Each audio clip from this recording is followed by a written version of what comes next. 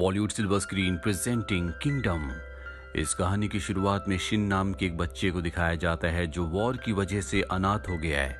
दरअसल वॉर की वजह से उसी की तरह कई और बच्चे अनाथ हो चुके हैं और अब शिन को एक छोटे से विलेज में गुलामों की तरह बेच दिया जाता है। शिन जब उस गांव में जाता है तो वहां पर उसे एक और बच्चा मिलता है जिसका नाम पॉल है।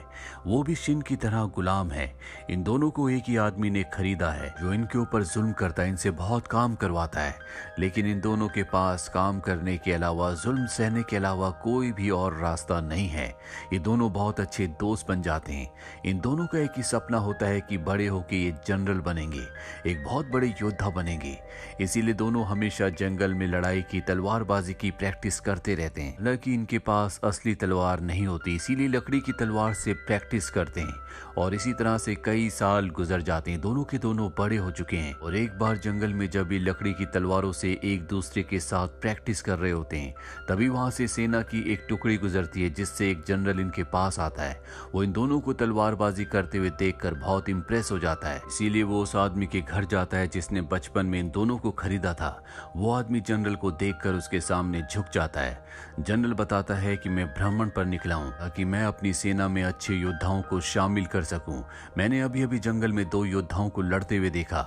उन दोनों में से एक को मैं अपने साथ ले जाना चाहता हूँ, जिसे मैं लड़ाई की, फाइटिंग की, तलवारबाजी की और भी कलाएं सिखाऊंगा ताकि वो एक बेहतरीन योद्धा बन सके। ये सुनकर शिन को बहुत खुशी होती है कि अब इन दोनों में से एक यहाँ से जा सकता है, जो इनका सपना था। जनरल पॉल को चुनता है जिससे शिन को खुशी होती है। शिन पॉल से कहता है कि तुम्हें यहाँ से जाना चाहिए, मैं यहाँ पर तलवारबाजी की प्रैक्टिस करूंगा और एक बहुत बेहतरीन योद्धा बनूंगा। उस रात को ये आखिरी बार एक दूसरे से तलवारबाजी करते हैं, बहुत प्रैक्टिस करते हैं और अगली सुबह पॉल उस जनरल के साथ यहाँ से चला जाता है, जिसके बाद शिन यहाँ पर अकेला रह जाता है। उसे अब दुगना काम करना पड़ता है, लेकिन वो मेहनत से हार नहीं मानता, वो बहुत मेहनत करता है। साथ ही दिन रात वो तलवारबाजी की प्रैक्टिस करता है और धीरे धीरे वो तलवारबाजी में इतना निपुण हो जाता है कि लकड़ी की तलवार से वो पत्थर को तोड़ देता है, यानी कि अब वो बहुत अच्छा तलवारबाज बन चुका है। एक रात को जब वो सो रहा होता है तभी उसका दोस्त पॉल उसके पास आता है जो बहुत बुरी तरह से जख्मी होता है। वो अपनी जिंदगी की आखिरी सांसें ले रहा है। वो बताता है कि हमारे राजा को उनका भाई मारना चाहता था और जब उसने राजा को मारने के लिए अपने लोगों को भेजा तो उन लोगों ने मुझे राजा समझ लिया और मेरे ऊपर हमला करके मुझे जख्मी कर दिया। मैं बहुत मुश्किल से यहाँ तक पहुँचा हूँ।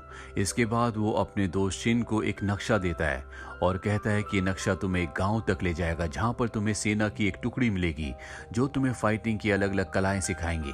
और इसके बाद पॉल की मृत्यु हो जाती है। अपने दोस्त की मृत्यु से शिन पूरी तरह से टूट जाता है क्योंकि इस दुनिया में उसके अलावा उसका कोई भी नहीं था और अब वो उन लोगों से बदला लेना चाहता है जिसने पॉल को मारा है।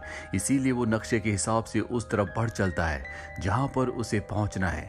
रास्ते में उसे कुछ लुटेरे मिलते हैं जो उसे लूटना चाहते हैं, लेकिन शिन ने बिना गुरु के तलवारबाजी की लगातार कई सालों तक प्रैक्टिस करते करते अपने आप को इतना निपुण बना लिया है कि उसके सामने कोई भी अच्छे से अच्छा योद्धा नहीं टिक सकता। इसीलिए एक एक करके वो यहाँ पर सभी लुटेरों को मारकर भागता हुआ उस जगह पहुंच जाता है जहां पर उसे पहुंचना था।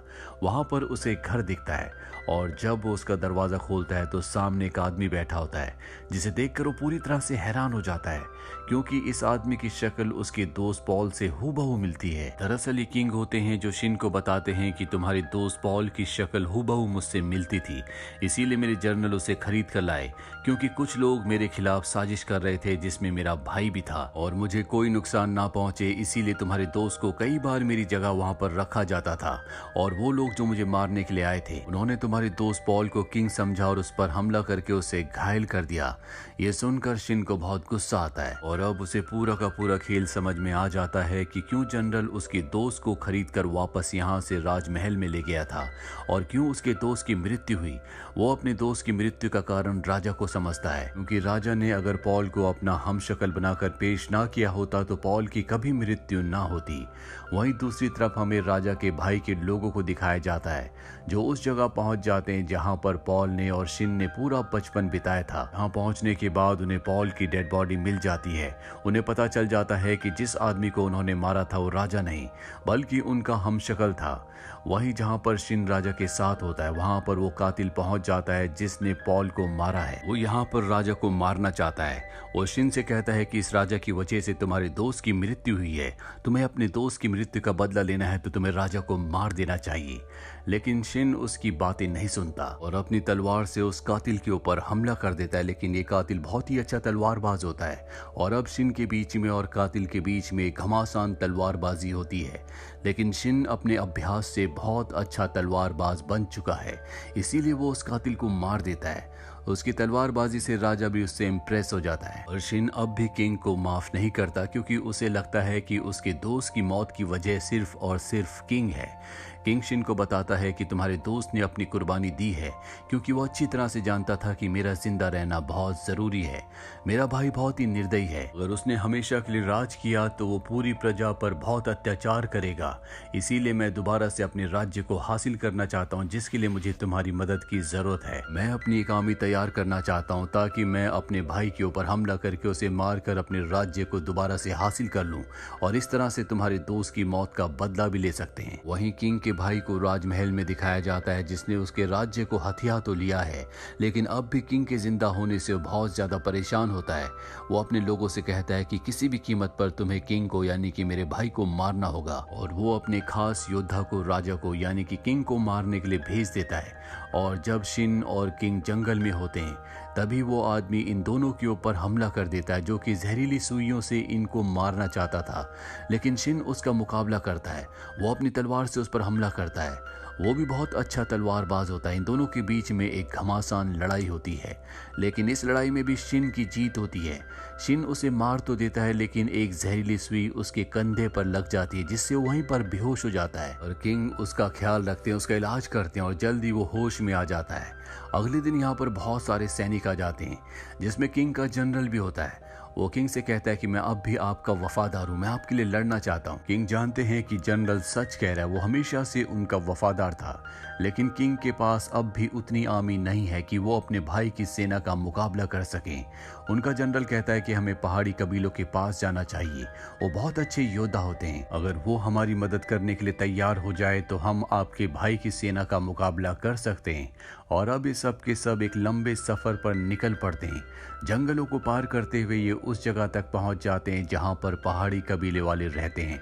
वो सब के सब इन्हें घेर लेते हैं और अपने लीडर के पास ले जाते हैं। यहाँ पर किंग उस लीडर को सब कुछ बताता है कि कैसे उन्हीं के भाई ने उसे धोखा दिया और उनके पूरे राज्य को हड़प लिया।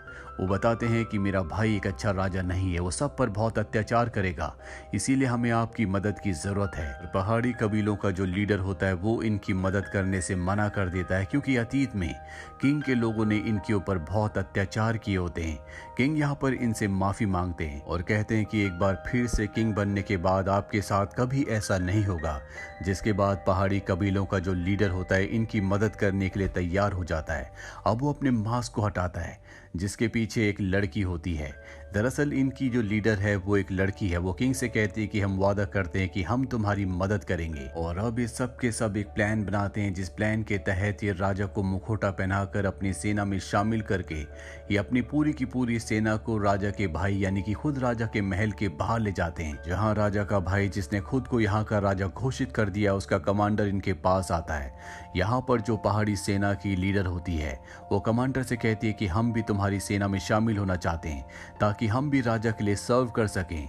ये सुनकर किंग के भाई को बहुत खुशी होती है और वो इन्हें अपनी सेना में शामिल करने के लिए मान जाते हैं। जिसके बाद इन्हें बड़े दरवाजे से राज्य की दीवारों के अंदर लाया जाता है। जिसके बाद ये सब के सब वहां की सेना पर हमला कर देते हैं। इसके बाद किंग के भाई की सेना और पहाड़ी कबीले की सेना के बीच में घमासान युद्ध होता है। लेकिन पहाड़ी कबीले के जो सैनिक होते हैं बहुत ज्यादा खतरनाक होते हैं, इसीलिए किंग के भाई की सेना पर पूरी तरह से हावी हो जाते हैं। वहीं शिन किंग और जनरल को दिखाया जाता है जो एक खुफिया रास्ते से महल के अंदर दाखिल हो जाते हैं। वहां पहुंचने के बाद ये सब के सब अलग हो जाते हैं। शिन कुछ लोगों के साथ उस तरफ बढ़ चलता है जहां पर किंग का भाई है। तभी इनके सामने एक बहुत खतरनाक मॉन्स्टर जैसा इंसान आ जाता है जो कि बहुत ही पावरफुल होता है। शिन उससे अकेला ही युद्ध लड़ता है और इस युद्ध में भी शिन की जीत होती है। वो उस मॉन्स्टर को मार देता है। यहाँ से आगे बढ़ने के बाद वो उस जगह पहुंच जाता है जहां पर किंग का भाई होता है, जो कि अपने तख्त पर बैठा होता है। उसके चेहरे पर बिल्कुल भी शिकन, डर नहीं होता। और तभी वो अपने सबसे खतरनाक योद्धा को बुलाता है और शिन से कहता है कि अगर तुम सच में एक योद्धा हो तो तुम मेरे इस योद्धा से लड़ो। जिसके बाद शिन उसके चैलेंज को एक्सेप्ट करके उस योद्धा से लड़ता है, जो कि बहुत अच्छा तलवारबाज होता है। लेकिन शिन ने बचपन से अपने दोस्त पॉल के साथ जंगल में सिर्फ तलवारबाजी की थी और अब वो बहुत ही बेहतरीन योद्धा है। इसीलिए वो किंग के भाई के योद्धा को हरा देता है, जो देखकर किंग के भाई के चेहरे पर डर उतर आता है। वो अपनी जान बचाने के लिए यहाँ से भागने लगता है, लेकिन तभी बाहर पहाड़ी योद्धा उसे घेर लेते हैं और तब किंग उसके सामने आता है, जो एक ही वार से अपने भाई को खत्म कर देता है और इस तरह से अपने राज्य को वापस हासिल कर लेता है। शिन ने भी अपने दोस्त की मौत का बदला ले लिया है। साथ ही उसका जो हमेशा से सपना था कि वो एक योद्धा बनना चाहता है, वो सपना भी अब पूरा हो चुका है, क्योंकि उस जैसा तलवारबाज इस दुनिया में शायद कोई भी नहीं है। यहाँ पर पहाड़ी कबीलों की जो लीडर होती है, वो भी अपनी सेना के साथ अब किंग का हमेशा के लिए साथ देने को तैयार हो जाती है। यानी कि अब वो अपनी सेना अपने लोगों के साथ यही राज्य में रहेगी। और इसी के साथ ये फिल्म, ये कहानी यहीं पर खत्म हो जाती है। उम्मीद करते हैं कि ये कहानी आपको पसंद आई होगी।